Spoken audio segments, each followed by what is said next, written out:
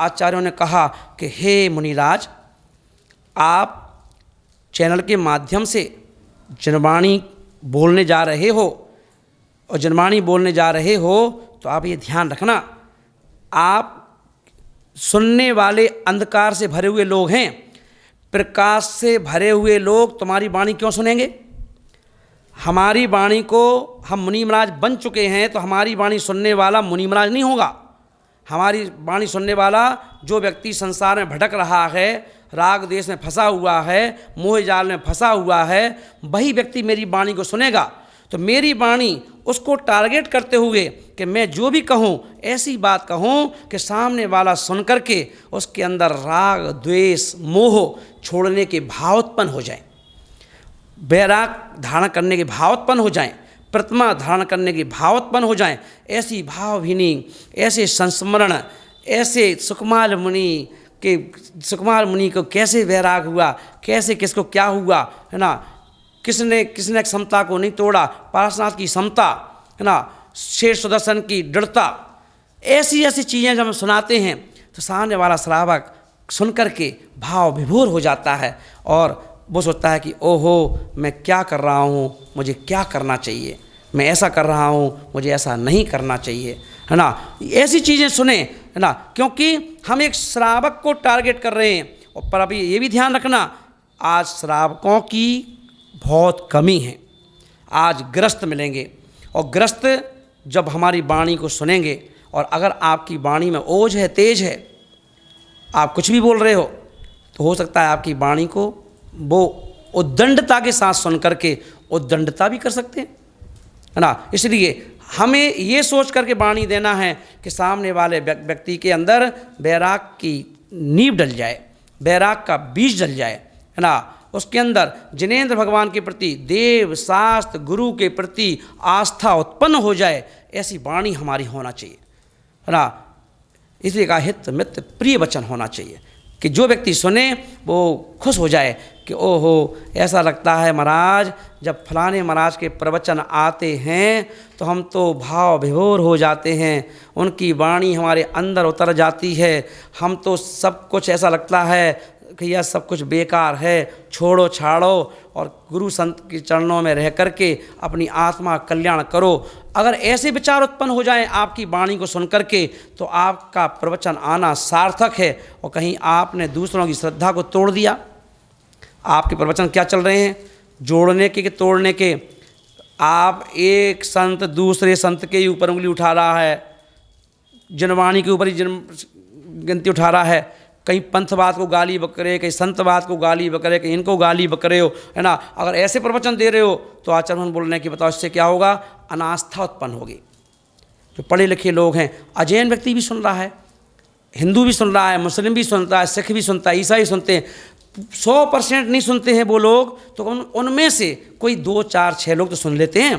पर वो क्या सोचेंगे कि बताओ, हम तो ऐसा समझते थे कि जैन संत से कोई बड़ा संत है ही नहीं, पर जैन संत भी ऐसे होते हैं, त्याग तपस्या की मूर्ति, इतना कठोर तप, इतना कठोर त्याग, इतनी कठोर साधना करने वाले संत भी क्या दूसरे संतों की आलोचना करते हैं, दूसरे संतों की ऊपर उंगलियां उठाते हैं, दूसरे संतों के ऊपर ऐसे कमेंट्स कसते हैं, है ना। वो सोचेगा, क्योंकि मुझे याद है सोनागिर में 2 मुनि राजों का आपस में वाद विवाद संवाद हुआ मंच पर, और वहाँ पर मैं मौजूद था ग्रस्त अवस्था में, और वहाँ पर पुलिस लगी हुई थी, प्रोग्राम चल रहा था, और उन मुनिराज की आपस में कुछ बातचीत हुई, मुंह टेढ़े मेढ़े हुए एक दूसरे को देख करके, उन्होंने हल्की सी पिछी ऐसे उठा ली खाली, है ना।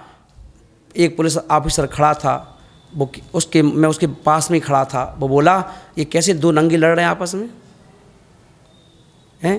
बताओ, ये लड़ रहे हैं कि पब्लिक को उपदेश दे रहे हैं, जीने की कला सिखा रहे हैं, कि खुद ही लड़ करके लड़ने की कला सिखा रहे हैं? उनके मुख से ये निकला। तो मैंने तभी से मन में सोचा, जब अगर मैं कभी संत बना तो कभी भी सार्वजनिक मंच हो, सार्वजनिक चैनल हो, सार्वजनिक किसी कोई, है ना, जनवाणी चैनल हो, पारस चैनल हो, इनके माध्यम से कोई हमारी वाणी ऐसी नहीं जाना चाहिए, है ना, कि दूसरों की श्रद्धा टूट जाए। क्योंकि हे महानुभाव, श्रद्धा को जोड़ना बहुत कठिन है आज के समय में। आज लगता ज़रूर है कि भीड़ बहुत आती है, कोई भी संत हों, बड़े से बड़े संत हों, मैं देखता हूँ, देखने में आता है कि फलाने महाराज के पास 25 बसें आईं, 50 बसें आईं संडे को प्रवचन सुनने के लिए। पर उन बसों को कैसे इकट्ठा किया जाता है, लोग कैसे भीड़ इकट्ठी करते हैं, कैसे बस को भरते हैं, है ना, कैसा प्रचार करते हैं, तब बस भर के आती है, कितनी आस्था लेकर आती है। पर हम अगर एक शब्द भी कुछ उल्टा सीधा बोल देते हैं तो बस में आए हुए 80 सवारी 70 सवारी की श्रद्धा टूट जाती है। तो हमें आचार्य बोलने की श्रद्धा तोड़ने का अधिकार हमको दिया ही नहीं। हमारी वाणी बड़ी मिष्ट होना चाहिए, मिष्ट। आचार्यों ने कहा कि शास्त्र की गद्दी पर बैठने का अधिकार उन्हीं संत को है जिनके अंदर जिनेंद्र भगवान की पुट हो, जिनके अंदर जिनेंद्र भगवान की छवि हो। खाली मुख से नहीं बोलना है, देखिए कि भाई ये फलाने संत हैं, ये फलाने संत हैं, नाम से। जिनेंद्र भगवान ने कहा है पब्लिक पूछ सकती है, पब्लिक तुम्हारी पूजा कर सकती है, पब्लिक तुम्हारे पीछे पागल हो सकती है, पर भगवान महावीर स्वामी का जो CCTV कैमरा चल रहा है, नंबर पब्लिक से नहीं। मोक्ष मार्ग में पब्लिक के नंबर स्वीकार नहीं किए जाते हैं, है ना। मोक्ष मार्ग में नंबर जो मिलते हैं वो भगवान महावीर स्वामी की डिक्शनरी से मिलते हैं, और उनके नंबर जो मिलते हैं उससे हम पास होते हैं, बाकी हम फेल हो जाते हैं। इसीलिए आचार्यों ने जनवाणी में कहा, हे मुनिराज, कितनी बार तुम 9 ग्रेवयज्ञ तक होकर 9 ग्रेवयज्ञ तक चले गए, जो स्वर्ग में स्वर्ग कहलाता है, वैकुंठ कहलाता है, दीक्षा लेने के बाद, और वहाँ जाकर के भी फिर वापस धरती पर आ गए। क्यों? क्योंकि बस तुमने अपने संतत्व को नहीं समझा, तुमने अपनी वाणी को नहीं समझा। और आचार्य कुंद कुंद स्वामी महाराज बोल रहे हैं, कितनी बार पिछी कमंडल ली, और उन सारी पिछी कमंडल को इकट्ठा किया जाए, सुमेरु पर्वत का ढेर लग जाए। क्यों कहा ऐसा? क्योंकि उन्होंने कहा कि साधु बनना है। साधु बनने का मतलब है कि पूरे भारतवर्ष में जितने भी संत हैं, एक सेठ क्षुल्लक के भेष में चुराए हुए छत्र को देखकर एक सेठ ने उस चोर को भी चोर ना कह करके क्षुल्लक कहा, और कहा कि वो तो मैंने मंगाया था। क्यों कहा? क्योंकि किसी की आस्था ना टूटे। तो जब ये ग्रस्त के अंदर ये भावना है तो हम तो साधु हैं। हम साधु भी, आचार्यों ने कहा, गलत को भी उपगूहन कर करके और स्थितिकरण कर दो, बाद में संभाल दो, क्योंकि यही तो धर्म है। क्योंकि हम मुट्ठी भर जैन हैं, इतने से जैन हैं, और पूरे भारतवर्ष में 1 अरब 50 करोड़ लगभग जनसंख्या है। उसमें जैनों की जनसंख्या सरकारी आंकड़ों के अनुसार 50 लाख है, और अगर हम लोग देखें तो 1 करोड़ के समथिंग हैं। और 1 करोड़ जैनों में भी, है ना, सभी समुदाय के लोग हैं। अग्रवाल जैन, उसी में फलाने जैन, ये जैन, ये जैन, ये जैन, ये जैन, है ना, उसी में 13 पंथी, 20 पंथी, सारे पंथ के जैन हैं। और उसमें से भी हम संत जो हैं 500 संत हैं। 500 संतों में वक्ता साधु कितने हैं? मुश्किल से 8-10। और 8-10 वक्ता साधु अगर दूसरे के ऊपर उंगली उठाएंगे तो सोचो हम श्रद्धा को जोड़ रहे हैं या श्रद्धा को तोड़ रहे हैं। इस बात का ध्यान रख करके हमें जनवाणी पर उपदेश देना है, जिनवाणी का उपदेश देना है, और लोगों की आत्मा का कल्याण करना है। इस बात का ध्यान रखना है सबको। मेरा मंदिर जी में भगवान के दर्शन करने के लिए जा रहा हूँ या जा रही हूँ, पर अपन देखें, भगवान महावीर स्वामी ने भगवान को देखने का नाम दर्शन नहीं कहा। भगवान को देखने का नाम दर्शन नहीं कहा कि हम वेदी के सामने जाकर के हाथ जोड़ के खड़े हो जाएं और खड़े होकर के ये भाव रखें कि मैं भगवान के दर्शन करने आया हूँ, है ना।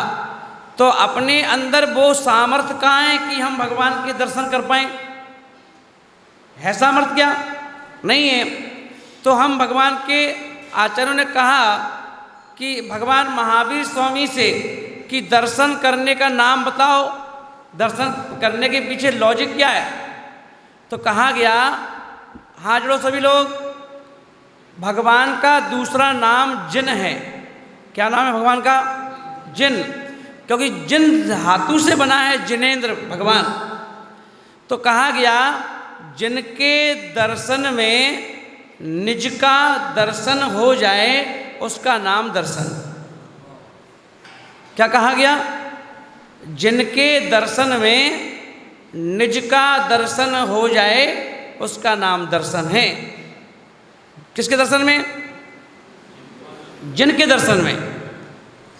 और जिनके दर्शन में अपन देखते हैं कि जिनके दर्शन में निज का, निज यानी खुद का। तो अब अपन क्या क्या कहते हैं कि भगवान का दर्शन करने जा रहे हो, और भगवान महावीर स्वामी क्या बोल रहे हैं कि हमारे दर्शन करने नहीं आ रहे हो, हमारी मूर्ति में या हम में अपने खुद के दर्शन करने आ रहे हो। और खुद के दर्शन क्या करना है? क्योंकि शक्ति की अपेक्षा से भगवान महावीर स्वामी ने आपको छोटा नहीं माना। आपको छोटा नहीं माना है। क्या माना है? भगवान महावीर स्वामी ने कहा कि जैसे मैं भगवान हूँ ऐसे ही तुम भी भगवान बन सकते हो। भगवान नहीं हो पर भगवान बन सकते हो, क्योंकि आपके अंदर भी वो शक्ति है भगवान बनने की। सिर्फ उस भगवत्ता को प्रकट करना है। क्या करना है? उस भगवत्ता को प्रकट करना है। और जिस दिन हम भगवत्ता को प्रकट कर लेंगे उस दिन हम भी भगवान बन जाएंगे। उस दिन हम भी भगवान बन जाएंगे। तो भगवत्ता को प्रकट करना है। शक्ति हमारे अंदर है। जैसे अपन बच्चे से कहते हैं ना, तुम सीए कर लो, तुम सीए कर सकते हो। तुम आईपीएस कर लो, तुम आईपीएस कर सकते हो। तुम आईएएस कर लो, तुम आईएएस बन सकते हो। तो उसके अंदर गुण हैं छुपे हुए, है ना। ऐसे ही हमारे अंदर भी गुण छुपा हुआ है। कौन सा गुण? भगवान बनने का, है ना। शक्ति है, पर क्या करना है? उस शक्ति को पहले पहचानना है। वो शक्ति कौन सी है भाई? वो शक्ति कौन सी है? तो अपन भगवान के पास जाके क्या करते हैं? आपने ध्यान दिया हो कि 8 प्रातिहार होते हैं भगवान के, होते हैं ना। और 8 प्रातिहारियों में एक प्रातिहार होता है जिसका नाम है भामंडल। जब आप पीछे भामंडल लगाते हो ना सिर के पीछे, वो भामंडल है। तो ये बताओ, अपन यहाँ पर कभी सोने का लगा देते हैं, कभी चांदी का लगा देते हैं, कभी पीतल का लगा देते हैं। तो भगवान के समोसरण में किस चीज़ का भामंडल होता है? भाई यहाँ तो चांदी का है, सोने का है, पीतल का है, कांच का है। पर भगवान के समोसरण में किस चीज़ का होता है भामंडल? किसी को मालूम है क्या? हाँ, ये ध्यान रखना, भगवान के समोसरण में ना पीतल का होता है, ना सोने का होता है, ना चांदी का होता है। वहाँ तो शरीर से निकलने वाली जो आभा है, रोशनी है, तेज है, उससे वो वर्तुल बन जाता है। क्या बन जाता है? आभा बन जाती है। इसीलिए उसका नाम आभा मंडल है ना। और वो आभा मंडल इतनी शार्प है, इतनी शार्प है कि जब हम भगवान के समोसरण में दर्शन करते हैं तो हमें उस आभा में 7 भाव दिखाई देते हैं।